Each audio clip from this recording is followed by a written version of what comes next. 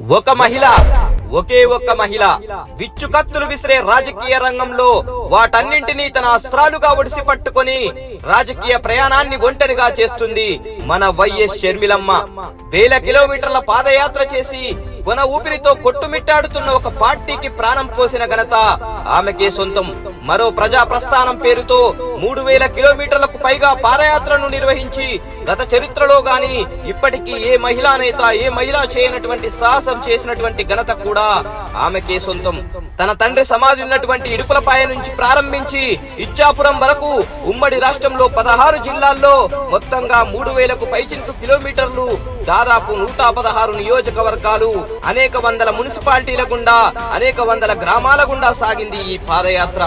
ఆ పాదయాత్ర లేకపోతే వైఎస్ఆర్ కాంగ్రెస్ పార్టీ లేదని చెప్పుకుంటారు రాజశేఖర్ రెడ్డి అభిమానులు, వైఎస్ఆర్ కాంగ్రెస్ కార్యకర్తలు.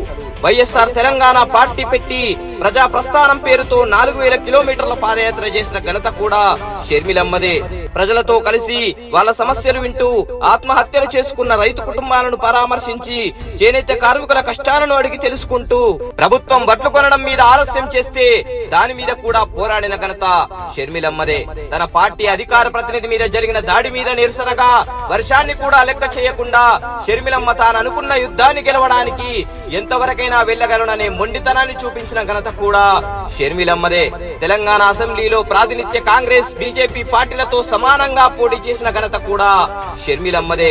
తన పార్టీలో సరైన నాయకులు లేకున్నా ఒంటరిగా ప్రభుత్వాన్ని ఎదిరించిన ఘనత కూడా మన షర్మిలమ్మదే.